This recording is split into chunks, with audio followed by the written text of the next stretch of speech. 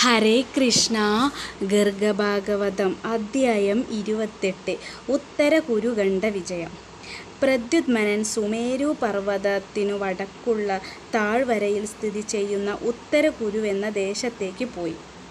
അവിടെ ഭദ്രഗംഗയിൽ സ്നാനം ചെയ്ത് പ്രദ്യുമ്നൻ വരാനീനഗരിയിലേക്ക് ചെന്നു. അവിടെ കുരുദേശ ചക്രവർത്തിയായ ഗുണാകരൻ 10ാമത്തെ അശ്വമേധം ആരംഭിച്ച സമയമായിരുന്നു. കറുത്ത ചെവികളുള്ള വെളുത്ത ആകാശത്തെ രാജാവിൻ്റെ പുത്രനായ വീരധന്വാവ് സൈന്യത്തിൻ്റെ മുന്നിലായി വിട്ട് മഹാവീരൻ അതിനെ പിന്തുടർന്നു. നഗ്നജിത്തിൻ്റെ 10 പുത്രന്മാരിൽ വീരൻ തുടങ്ങിയവർ അതിനെ പിടിച്ച് സൈന്യത്തിലേക്ക് കൊണ്ടുവന്നു. പ്രദ്യുമ്നൻ അതിൻ്റെ നെറ്റിയിൽ ആ പത്രം വായിച്ച് വിസ്മയിച്ചു. അവർ സായുധധാരിയായി ഒരുങ്ങി നിന്നു. കുതിരയെ പിന്തുടർന്ന സൈന്യം യദുസൈന്യത്തെ കണ്ട് ആശ്ചര്യത്തോടെ നിന്നു. പ്രദ്യുമ്നനാൽ അയക്കപ്പെട്ട അനിരുദ്ധൻ ഗുണാകരൻ്റെ പുത്രനെ നമസ്കരിച്ച് ഉഗ്രസേന മഹാരാജാവ് രാജസൂയം ചെയ്യുന്നുണ്ടെന്നും ജംബൂദ്വീപിലെ രാജാക്കന്മാരെ ജയിക്കാൻ പുറപ്പെട്ടിരിക്കുകയാണെന്നും ഭാരതഖണ്ഡം, കിംപുരുഷവർഷം, ഹരിവർഷം എന്നിവ ജയിച്ചു കഴിഞ്ഞു എന്നും ഉത്തരകുരുഖണ്ഡത്തിലെത്തിയ തങ്ങൾക്ക് കപ്പം തരണമെന്നും പറഞ്ഞു.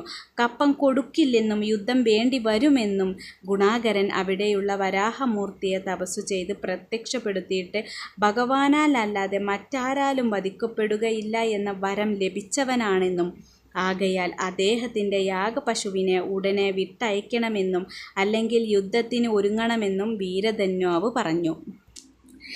ഇത് കേട്ട ഉദ്ധവർ തൻ്റെ സേനയുമായി മടങ്ങിച്ചെന്ന് സംഭവിച്ചതെല്ലാം യാദവ സദസ്സിൽ പ്രദ്യുമ്നൻ്റെ അടുത്ത് ചെന്ന് പറഞ്ഞു. കാളിന്ദിപുത്രന്മാരായ ശ്രുതകർമാവ് തുടങ്ങിയവർ പ്രദ്യുമ്നൻ്റെ മുന്നിൽ വെച്ച് യുദ്ധസന്നദ്ധരായി. ഉത്തരകുരുക്കളും യദുവംശരും തമ്മിൽ ഘോരമായ യുദ്ധം തന്നെ അവിടെ നടന്നു. കുറേ നേരത്തെ യുദ്ധത്തിനു ശേഷം വീരധന്വാവ് ഗുണാകരൻ്റെ യാഗസ്ഥലത്ത് രക്തം ഛർദ്ദിച്ച് ബോധം കെട്ടു വീണു. അതു കണ്ട രാജാവ് യാഗകർമ്മം വിട്ട് എഴുന്നേറ്റ് ദിവ്യചാപവുമായി യുദ്ധത്തിനിറങ്ങി.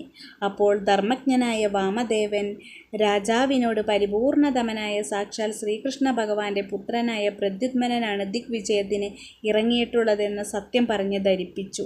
അനന്തരം പരിപൂർണതമാവതാരമൂർത്തിയായ ശ്രീകൃഷ്ണൻ്റെ മഹത്വം വാമദേവനിൽ നിന്ന് ധരിച്ച രാജാവ് ശത്രുത വെടിഞ്ഞ് കപ്പവുമായി പ്രദ്യുമ്നൻ്റെ സമീപത്ത് ചെന്ന് നമസ്കരിച്ച് കപ്പം നൽകിയിട്ട് തൊണ്ടയിടറിക്കൊണ്ട് തൻ്റെ ജന്മവും കുലവും താൻ അനുഷ്ഠിക്കുന്ന യാഗവും അദ്ദേഹത്തിൻ്റെ ദർശനം കൊണ്ട് സഫലമായി എന്ന് പറഞ്ഞു. പ്രദ്യുമ്നനാകട്ടെ രാജാവിനെ അനുഗ്രഹിച്ച് യാഗാശ്വത്തെ വിട്ടുകൊടുത്തു. ഹരേ കൃഷ്ണ.